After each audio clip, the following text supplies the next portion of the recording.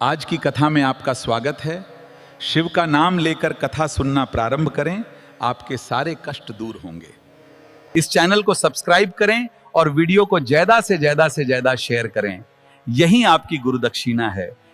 मेरा जितना भी कथा होगा वो आप इस चैनल पर सुन सकते हैं। आपको इसका फल जरूर मिलेगा, हर मनोकामना पूरी होगी। हर हर महादेव जय। किसी दीन को देखकर उसकी सेवा में इंद्रियों को तत्पर लगा दो। मुख कब सार्थक है? जब इन मुख से, जिह्वा से भगवान का भजन हो जाए। श्रवण कब सार्थक है? जब इन कानों से हम भगवान की कथा को श्रवण कर लें, बुजुर्गों की, बड़ों की बातों को श्रवण कर लें और उस बात पर अमल कर लें। चरण कब सार्थक हैं? जब वो चलकर तीर्थ चले जाएं, माता पिता के चरण तक चले जाएं और शिव महापुराण की कथा तक चले जाएं, तो समझो कि ये चरण सार्थक है। नहीं तो ये शरीर मिल भी गया और ये इंद्रियां जितनी हैं, 5 कर्मेंद्री, 5 ज्ञानेंद्री और 1 मन, ये 11 इंद्रियां कर्म ही नहीं करें तो क्या मतलब? भगवत भजन में ही ना जाएं तो क्या मतलब? वो एक लाइन हमारे निखिलेश जी बड़ी भाव से कहते हैं, मैंने मानव जन्म तुझको हीरा दिया, मैंने मानव जन्म तुझको हीरा दिया, तू व्यर्थ गवाए तो मैं क्या करूं।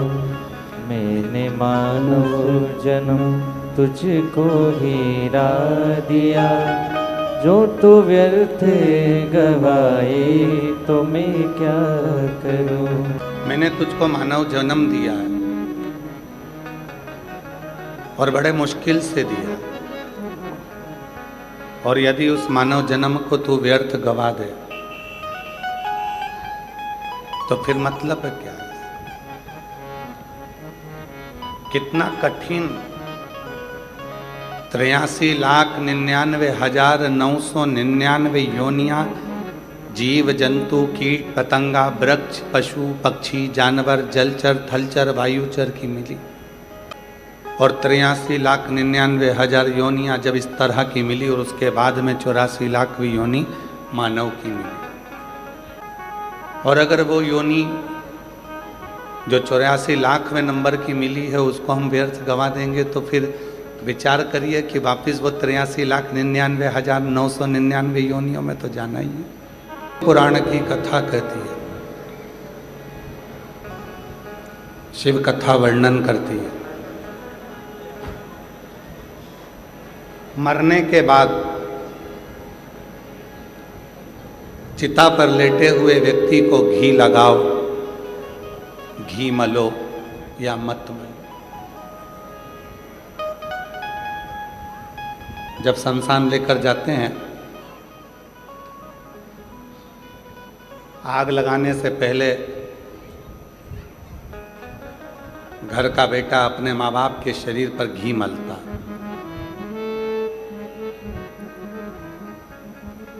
शिव पुराण कहती है कि घी मरने के बाद मलो चाहे मत मलो, पर इतना जरूर है जब माँ बाप जिंदा रहें, माता पिता जब तक जीवित रहें तो उनकी रोटी में जरूर घी मल कर खिला देना। मरने के बाद की कोई बात नहीं, मृत्यु के बाद कौन देगा?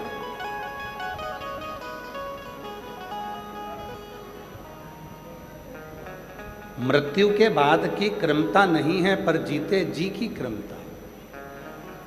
जीते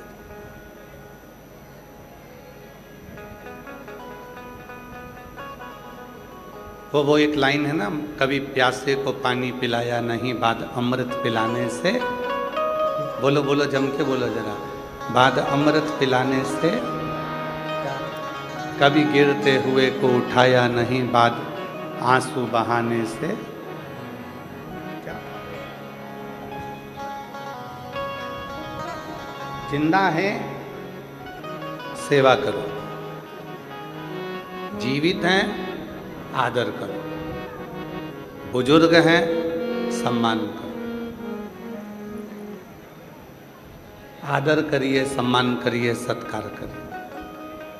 मृत्यु होने के बाद तुम जितना आदर देते हो, किसी के मरने के बाद तुम जितना सम्मान देते हो, अगर वही सम्मान तुम जीते जी दे दो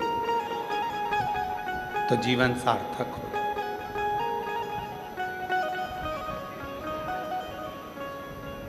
जीवन सार्थक हो जाए। शिव कथा कह रही है,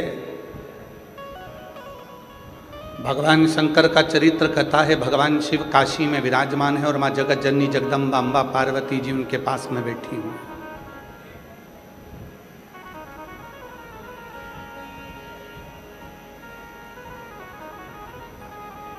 शिव जी नंदनवन काशी में माता पार्वती जी से कुछ बातें कहते हैं।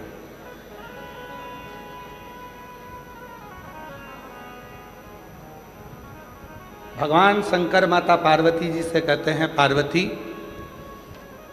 दुनिया के लोग मंदिर में परमात्मा को ढूंढने के लिए जाते हैं, तीर्थ में परमात्मा को ढूंढने के लिए जाते हैं, गुरुओं के दरवाजे पर परमात्मा को ढूंढने के लिए जाते हैं, साधु संत के पास परमात्मा को ढूंढने के लिए जाते हैं,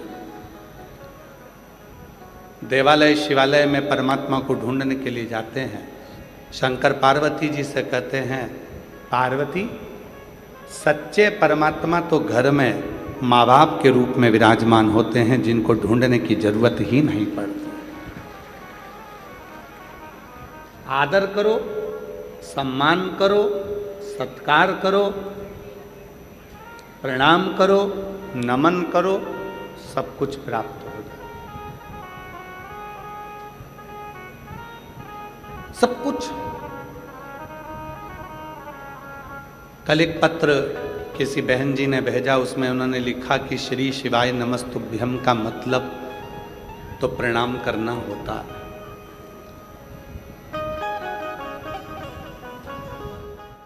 कल एक बहन जी ने पत्र भेजा, उसमें लिखा था श्री शिवाय नमस्तुभ्यम का मतलब तो प्रणाम करना होता।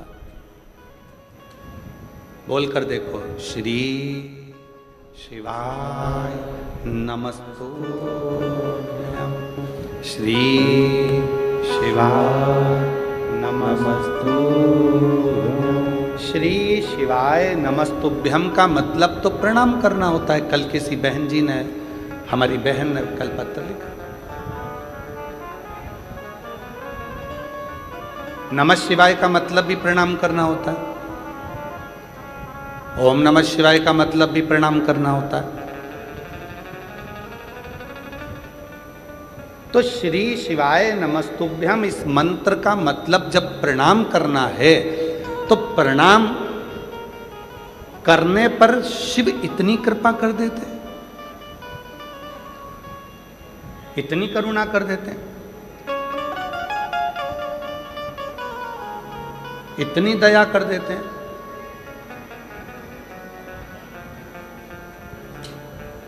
देखिए, कल भी कुछ माताओं ने पत्र लिखा था, हम व्यासपीठ से बोलते नहीं हैं। आज फिर हम निवेदन कर रहे हैं कि जितने भी सामान बेचने वाले हैं, कुरकुरा, मीठा कुछ या कोई भी सामान आप लोग बेचने वाले हैं, वो पंडाल के बाहर जाकर सामान बेचिए। लोग कथा सुनने के लिए आते हैं, उनके बीच बीच में आप लोग निकलते हो, डिस्टर्ब करते हो, और वो लोग बार बार पत्र में लिख कर भेजते हैं। और जितने भी आसपास में लोग बैठे हैं, अगर कोई सामान बेचने वाला आपके पास आता है तो उसके पांव पड़कर उसको बाहर निकाल दें कि आप बाहर जाकर बैठो, हमें 2.5 घंटे की कथा मिलती है, उसको हमें सुख से सुनने दो, प्रेम से सुनने दो।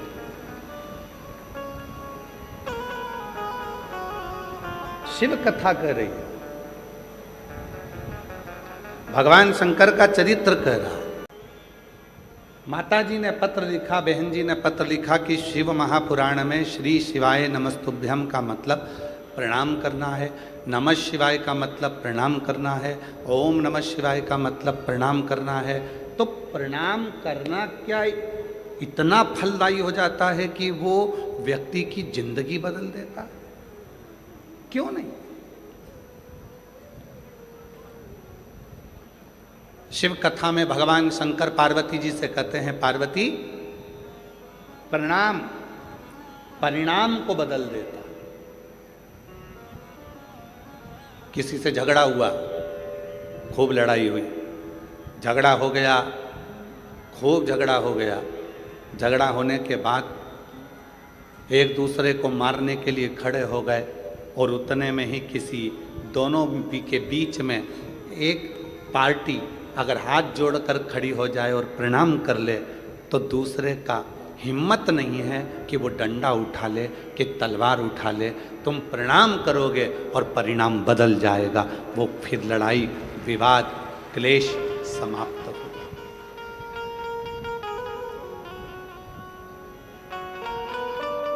प्रणाम कर कर तो देखो। शिव महापुराण में वर्णन आता है कि श्री शिवाय नमस्तुभ्यम जो 11 बार उच्चारण करता है, 11 बार उच्चारण करना मतलब किसी को गुस्सा आ गया, क्रोध आ गया, कोई चिड़चिड़ा हो गया और तुम हाथ जोड़ जोड़ कर उसको 11 बार प्रणाम कर रहे हो। प्रणाम करती हूँ आपको, नमन करती हूँ आपको, दंडवत करती हूँ आपको, क्षमा करिएगा, प्रणाम करती हूँ आपको। बस 11 बार आपने जैसे कितना भी क्रोध है, कितनी भी चिड़चिड़ प्रवृत्ति है, कितना भी क्लेश मचा है, आपने अगर प्रणाम कर लिया तो परिणाम बदल गया, निर्णय बदल गया। प्रणाम परिणाम को बदलता।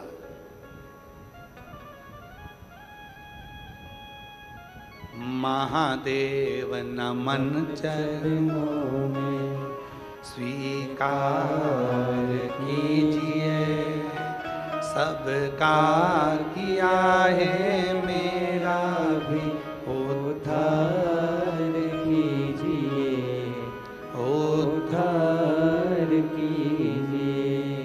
कई लोग कहते हैं गुरुजी आप इस लाइन को बोलो, पर आप सबसे बुलवाते हैं, उसका कारण क्या है?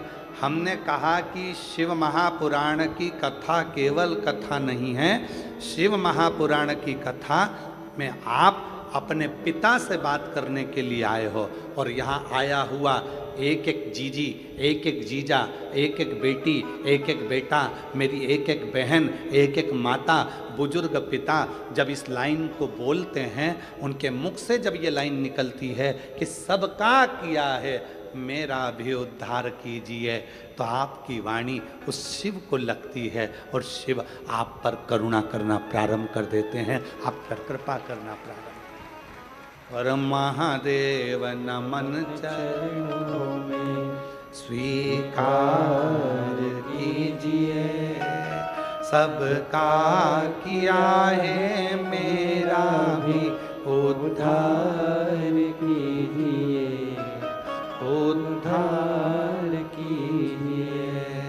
है त्रिपुंडधारी, है त्रिशूलधारी, है त्रिपुंडधारी, है त्रिशूलधारी। भगवान परिणाम बदलने के लिए बैठे, हमको उत्तर नहीं देना। राम जी किसको मानते हैं? कौन से देवता हैं जिसकी पूजन राम जी करते हैं? उत्तर तो जल्दी से, शिव जी। भगवान कृष्ण किसकी पूजन करते हैं? शिव जी की। राम जी भगवान शंकर की पूजन कर रहे हैं, कृष्ण भगवान शंकर की पूजन कर रहे हैं। जब आप लोगों ने श्रीमद् भागवत कथा बहुत सुनी होगी, आपके क्षेत्र में होती भी रहती है, आप लोग जाते भी रहते हैं, टीवी पर भी सुनते रहते हैं। भागवत जी में आपने सुना होगा, शिशुपाल ने भगवान कृष्ण को गालियां दी, गाली पर गाली दी, एक गाली, 2 गाली, 3 गाली, वो बकता गया, गाली पर गाली देता गया। और भगवान कृष्ण मुस्कुरा रहे थे। किसी ने भगवान कृष्ण से कहा, तुमको इतनी गालियां दी जा रही है, शिशुपाल तुमको गाली पर गाली दे रहा है और तुम मुस्कुरा रहे, कुछ बोल नहीं रहे। भगवान कृष्ण कहने लगे कि मैंने उपमन्यु के मुख से सुना है,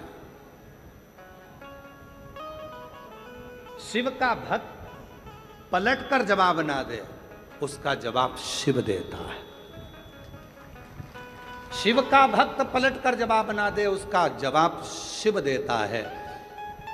तो भगवान कृष्ण कहते हैं मैं शिव का भक्त हूं, मैं पलट कर जवाब नहीं दूंगा, जवाब तो महादेव देंगे। एक गाली हुई शिशुपाल की, 2 गाली हुई, धीरे धीरे करते 80 गाली हो गई। बकता रहा, गाली देता रहा, 90 गाली हो गई और 99 गाली हो गई, और आखिरी में 99 गाली पूरी होते से ही 100वीं गाली जैसी पूरी हुई और भगवान कृष्ण के हाथ में सुदर्शन चक्र आ गया। भगवान कृष्ण ने सुदर्शन चक्र को बुलाया नहीं था,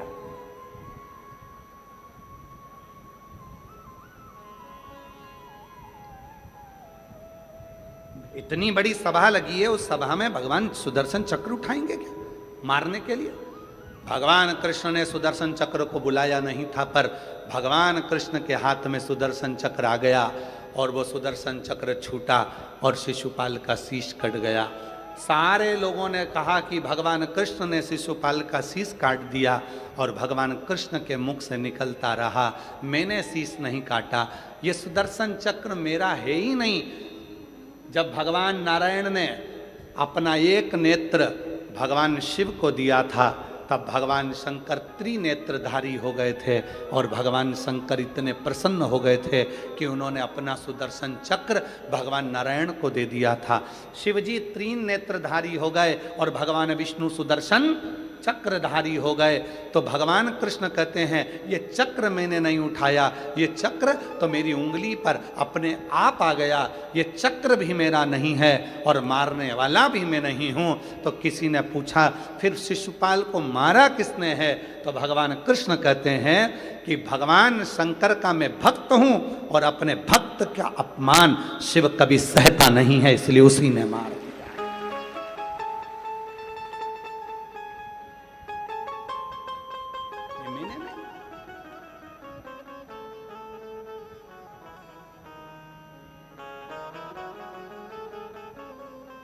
शिव का सच्चा जो भक्त होता है ना, वो जवाब देना नहीं जानता। हो गया। कितनी सुंदर बात कही है। भटिंडा वाले तो सुन ही रहे हैं, साथ में जितने लोग आस्था चैनल पर कथा सुन रहे हैं, जितने फेसबुक यूट्यूब पर कथा सुन रहे हैं, जितने लोग लाइव कथा सुन रहे हैं देश विदेश में बैठकर, शिव पुराण की आज की ये बात अपने भीतर उतार कर रखना। जिस व्यक्ति को उन्नति की सीढ़ी पर चढ़ना है, जिस व्यक्ति को आगे बढ़ना है, जिस व्यक्ति को खूब तरक्की करना है, उसको 3 चीजों का स्मरण रखना है। उसको 3 चीजें अपनी बुद्धि में रखना है। पहला, पीठ पीछे किसी की बुराई मत करो। क्यों? हम जब किसी के पीठ पीछे बुराई करते हैं तो हम कभी भी जिंदगी में उसके आगे नहीं निकल सकते, उसके पीछे ही रहते हैं। पीठ पीछे बुराई मत करो। 3 चीजें बताई गई है। अगर उन्नति की सीढ़ी पर चढ़ना है, आगे बढ़ना है, तो ये 3 चीजें अपने स्मरण में रखना। किसी की पीठ पीछे बुराई मत करो।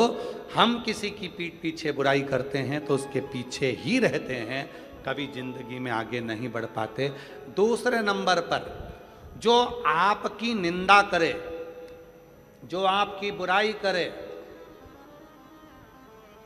उसको गले लगाओ, चाय पिलाओ, नाश्ता कराओ, समोसा खिलाओ,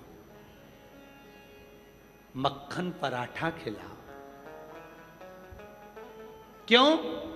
क्योंकि वो तुम्हारी बुराई करने वाला को तुम जब गले लगा कर रखोगे, वो बुराई करने वाला जब तुम्हारी बुराई करता रहेगा तो तुम उस बुराई को छाट कर अच्छे बनते चले जाओगे, और एक दिन इतने अच्छे बन जाओगे कि फिर बुराई करने के लिए तुम्हारे लिए कुछ बचेगा ही नहीं, तुम उस सीढ़ी तक पहुंच जाओ। तीसरे नंबर पर कहा, पहले नंबर पर पीठ पीछे बुराई मत करो, पहुंच जाओ। तीसरे नंबर पर कहा, पहले नंबर पर पीठ पीछे बुराई मत करो।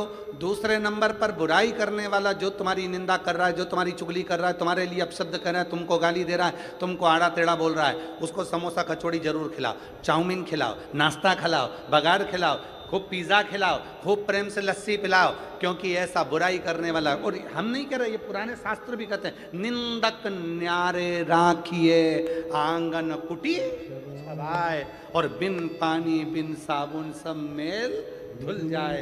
अर्थात जो निंदा करने वाला है उससे अपने हृदय से लगा कर रखना, कम से कम वो तुम्हारी निंदा कर कर तुम्हें साफ तो कर रहा है, तुम्हारे पाप को वो झेल तो रहा है।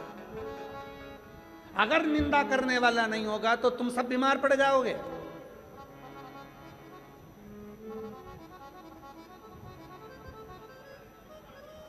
हमारा सासुओं से निवेदन है, अगर तुम्हें अपनी कमर सही रखना है, घुटने सही रखना है, शरीर सही रखना है, तो तुम बहू की चुगली और निंदा करना, बुराई करना बंद कर दो, तुम 50% अच्छी हो जाओगी। और हमारा बहुओं से भी निवेदन है, अगर तुम्हें अच्छा रहना है, कई बहुएं ऐसी हैं 45 की उम्र में, 40 की उम्र में, 35 की उम्र में, और कमर दुख रही है, सिर दुख रहा है, हाथ पैर दुख रही है, कब हर 15 दिन में डॉक्टर, हर 8 दिन में डॉक्टर, ये डॉक्टर बदला, वो डॉक्टर बदला, वो डॉक्टर बदला। कारण क्या है? क्योंकि तुम सास की निंदा करती होगी, और निंदा का मतलब आप सब जानते हो, शिव महापुराण में वर्णन आता है, निंदा की एक कथा आती है, बड़ी सुंदर कथा है, आप सुनिएगा, फिर आप याद करिएगा कि सियोर वाला बाबा गलत तो नहीं बोल दिया। एक कथा आती है, एक संत का झोपड़ा था, संत की कुटिया थी। राजा जंगल में गया, वन में गया,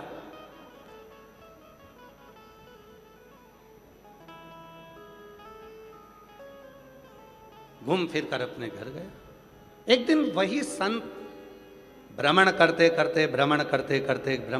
करते राजा के दरवाजे पर गया और राजा से कहा, महाराज कुछ दे दीजिए भिक्षा में। राजा गुस्सेल था, क्रोध में था, उसको गुस्सा आ गया, गुस्सा आ गया।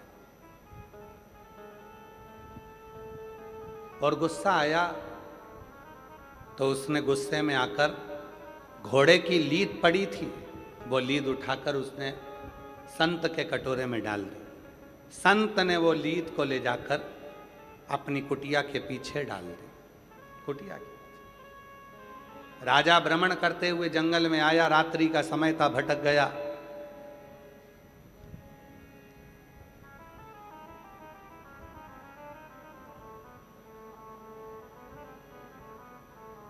संत के दरवाजे पर आकर उसने देखा, संत तो है, घोड़े की लीद पीछे पड़ी है, और काय का संत जो घोड़ा रखता है घूमने फिरने के लिए।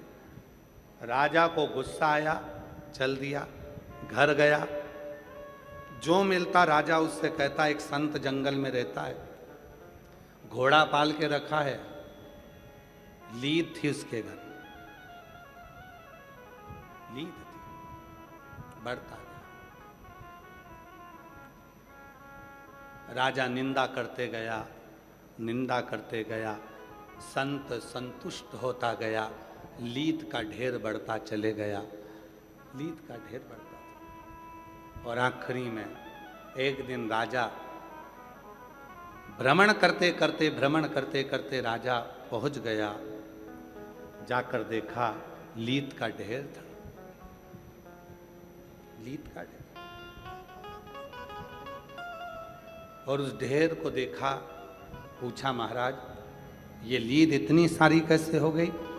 तुम्हारे ही दरवाजे पर से मिली थी, एक कटोरे में लीद थोड़ी सी, तुम्हारी निंदा करने से ये लीद बढ़ती चली गई, और अब इस लीद का कोई हकदार नहीं है, तुम ही इसके हकदार हो, तुम्हें ही इसको भोगना। ऐसी ही एक कथा और वर्णन करती है। एक राजा के शरीर में रोग आ गया, शरीर गलने लगा, शरीर पानी जैसा टपक टपक कर गिरने लगा, राजा की उंगलियां टपक गई, राजा का शरीर गलने लगा, राजा बीमार पड़ गया। सारे डॉक्टरों को बुलाया, सारे वेदों को बुलाया, सारे वेदों को दिखाया, पर उसका कोई हल नहीं निकला। तब राजा बड़ा दुखी हो गया। किसी ने कहा, एक संत रहते हैं, चलो उनके पास चलते हैं। संत से जाकर पूछा, महाराज मेरा शरीर सही नहीं हो रहा, इसका कोई हल बता दीजिए। तब संत ने एक बात कही, राजन तुम्हारा भाई था कहाँ गया? कहा वो तो मर गया। तुम्हारी भाभी कहाँ है? तो कहा वो अपने कमरे में। संत ने कहा एक काम करो राजा, भाभी जब अपने कमरे में सोने के लिए चले जाए, चुपचाप से जाना, भाभी के कमरे के बाहर दरी बिछाकर सो जाना, किसी को बोलना मती क्यों सोए हो, बस इतना काम करना प्रारंभ करना। राजा ने वही करना प्रारंभ करा। राजा भाभी के कमरे के बाहर दरी बिछाकर सो जाता। एक सेविका ने देख लिया, नौकरानी ने देख लिया, उसने दूसरी से कहा कि ऐसा खोड़ला राजा है, भाई मर गया तो भाभी के कमरे में सोने जाता। एक ने दूसरे से कहा, दूसरे ने तीसरे से कहा, तीसरे ने चौथे से कहा, चौथे ने पांचवे से कहा। पूरे नगर में बात फैल गई कि राजा ऐसा खोड़ला है कि भाई मर गया तो भाभी के कमरे में सोने के लिए जाता है। और पूरे नगर में चर्चा हो गई और धीरे धीरे धीरे धीरे राजा का शरीर ठीक हो गया। राजा जैसे ही ठीक हुआ, गुरुजी के पास गया, गुरुदेव मुझे डॉक्टर ठीक नहीं कर पाए, मुझे वेद ठीक नहीं कर पाए, आपने केवल भाभी के कमरे के बाहर में सोया और मुझे ठीक कर दिया, कैसे? संत ने कहा, राजन तूने इतना पाप कर लिया था कि तेरा पाप तेरे शरीर में बीमारी बनकर आ गया था। उस पाप को समाप्त करने के लिए मैंने तेरी निंदा करवाना प्रारंभ कर दी। जब तू भाभी के कमरे के बाहर सोता था, लोग तेरी बुराई करते थे, तुझे कोसते थे, गाली देते थे, अपशब्द कहते थे, निंदा करते थे, बुराई करते थे। राजन जितने लोगों ने तेरी निंदा करी, तेरा पाप उनके खाते में चले गया और उनका जो पुण्य था वो तेरे खाते में आ गया।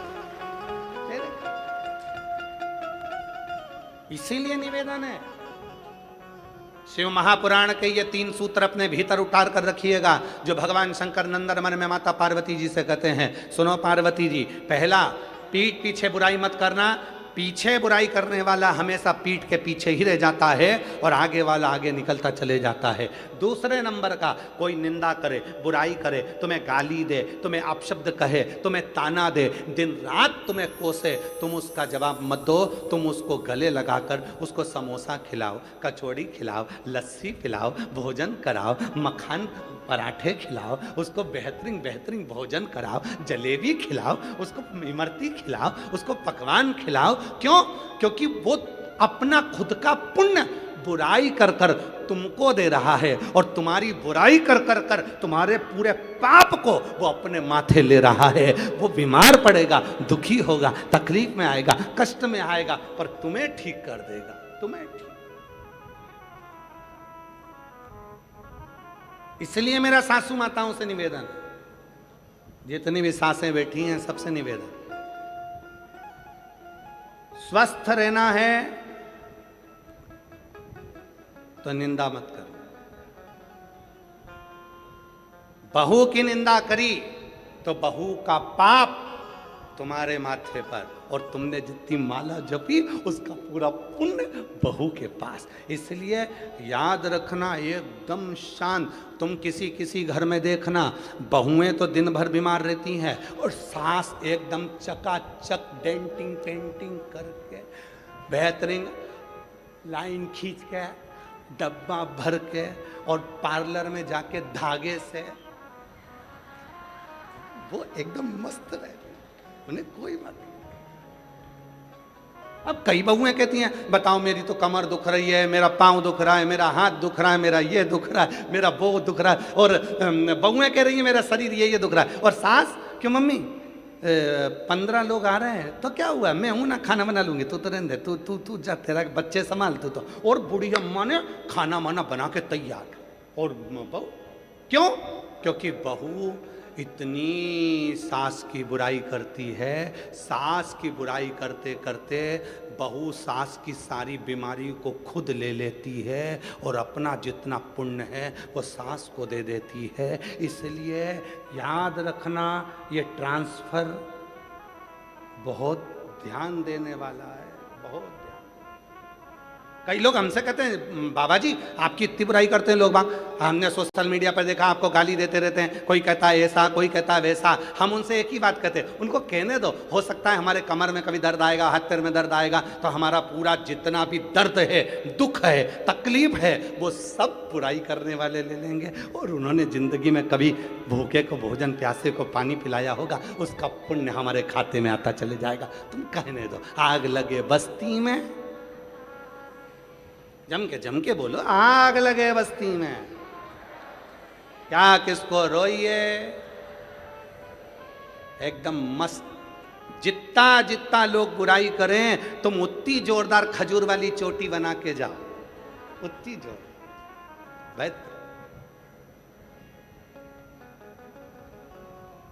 खजूर वाली चोटी।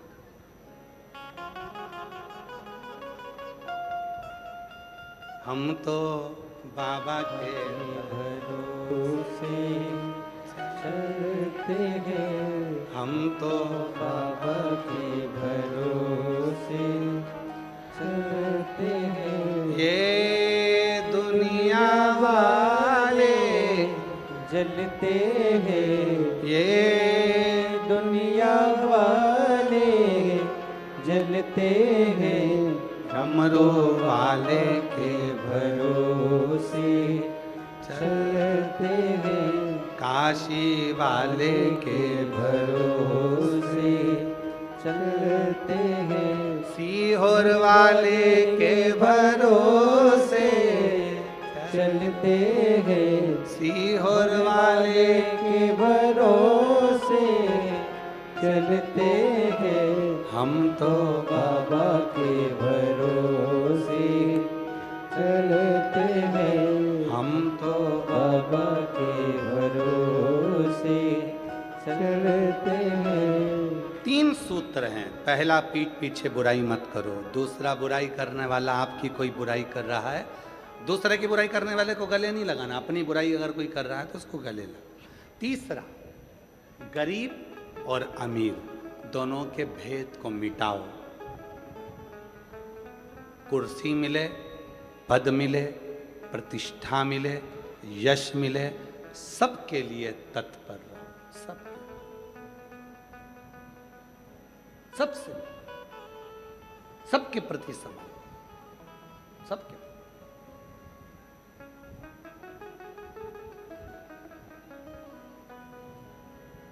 समर्पण इसी को कहते हैं।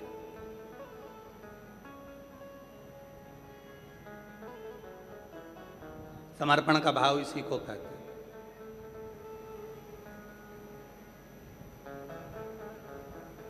और जिसमें समर्पण का भाव होता है वही जीवन में सार्थक होता है। कुर्सी मिले, पद मिले, प्रतिष्ठा मिले, पर आपका समर्पण सबके प्रति, गरीब है, अमीर है, सबके प्रति। अभी हम कल की बात, हम परसों की बात है, परसों हम पदमजीत सिंह जी से जब वो घर हम पहुँचे तो पदमजीत सिंह जी हमको नीचे मिले, तो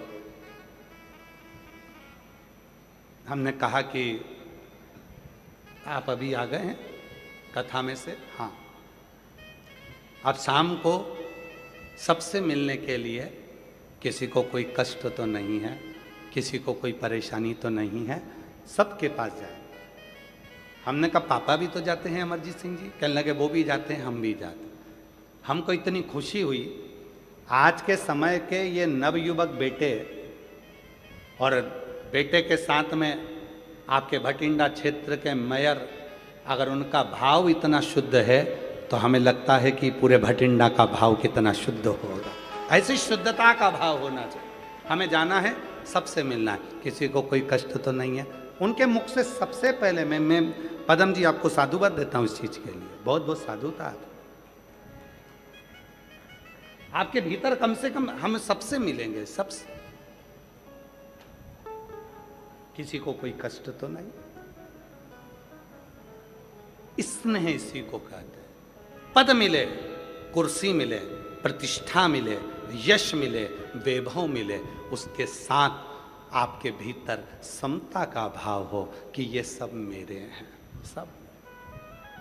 हम तो बाबा के भरोसे चलते हैं हम तो बाबा के भरोसे। समता का भाव। और जब समता का भाव होता है, शिव जी कहते हैं पार्वती से, हे पार्वती, संसार सागर में उन्नति की सीढ़ी पर चढ़ने के लिए सबसे पहली चीज है आप किसी के पीठ पीछे बुराई ना करें। दूसरा, आपकी निंदा कोई करता है उससे प्रेम करो। और तीसरा, सब में समता का भाव रखो। फिर दुनिया में कोई ताकत नहीं है जो तुम्हें आगे बढ़ने से रोक दे। आप उन्नति की सीढ़ी पर चढ़कर ही रहोगे, आप आगे बढ़कर ही रहोगे। प्रथमता में आप प्रथम, कोई दूसरा नहीं करता, कोई दूसरा। बन सके हम अगर शंकर की आराधना, साधना, उपासना नहीं कर सकते तो शिव की निंदा भी ना सुनो। निंदा।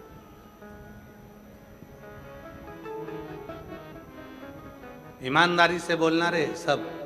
जितनी मेरी भटिंडा की जीजियां बैठी हैं, जितने मेरे जीजा बैठे हैं, जितनी बेटियां बैठी हैं, जितने बेटा बैठे हैं, जितने बुजुर्ग माँ बाप बैठे हैं, और जहां जहां से तुम आए हो, जम्मू, हिमाचल, उत्तरांचल, हरियाणा, राजस्थान और भी ना जाने कहां कहां से तुम सब आए हो, ईमानदारी से बोलना। वृंदावन गए हो, अयोध्या गए हो, काशी गए हो, वैष्णो देवी गए हो, या ज्वाला देवी गए हो, या आसपास के जितने भी तीर्थ है वहां गए हो, मंदिर में दर्शन करते समय दिल ज्यादा लगता है कि मोबाइल ज्यादा लगता है? सत्य बोलना, क्या ज्यादा लगता है? मोबाइल। मंदिर में जाते सही तुम्हारा दिल तो भगवान से जुड़ा नहीं, सबसे पहले मोबाइल, सबसे पहले मोबाइल निकला। बजना क्या थी? मंदिर की घंटी। बजा क्या रहे हो? मोबाइल की घंटी। क्यों? उनको लाइव दिखाऊंगी मैं किस मंदिर में हूं। मंदिर की घंटी बजाना थी, मोबाइल की बजा रही है, मोबाइल की। पति ने फोन उठा कर कहा, वो उठा ही नहीं था। बोल कहाँ है? मंदिर में है। लो मैंने दर्शन करो तो तुमका, जल्दी दर्शन करो। ओ बेचारा दिखा,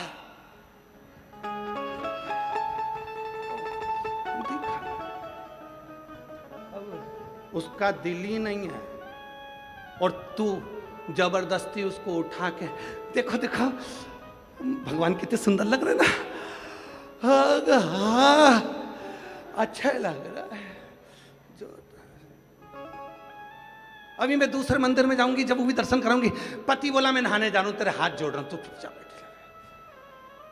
बजाना थी मंदिर की घंटी, बजा दी मोबाइल की घंटी। लगाना था दिल, लगा दिया मोबाइल। ईमानदारी से बोलो, फिर पूछो कि शंकर कैसे मिलेगा, तो तुम बताओ री मेरी जीजियों, अरे ओ बटिंडा वालियों, कैसे मिलेगा?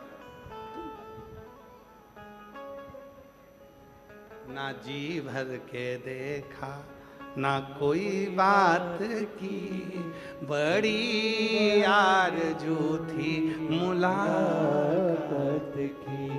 जब पहली बार मिलने की उत्सुकता होती है, उमंगता होती है, जब मिलन की उत्सुकता होती है तो फिर कोई दूसरा नहीं देखता, बस उनके पास जाऊं, 2 मिनट बैठ के बात करूं।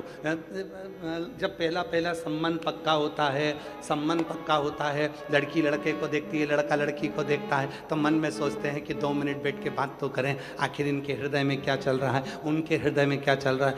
बातचीत चालू होती है, एक दूसरे से बातचीत होती है। कभी कभी वो बातचीत इतनी हो जाती है कि रात को 3-3 बजे तक बातचीत होती है। 3-3 बजे तक बातचीत होते होते तब बातचीत हो जाती है कि फिर शादी भी हो जाती है। शादी होने के बाद फिर क्या होता है?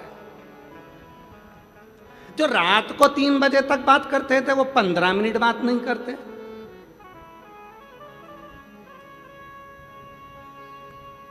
क्यों? मोबाइल लगाया, दिल नहीं लगा पाया। दिल लगा लेता और मोबाइल नहीं भी लगाता तो वो अजर और अमर चलता रहता, जीवन भर चलता रहता। वो दिल नहीं लगा।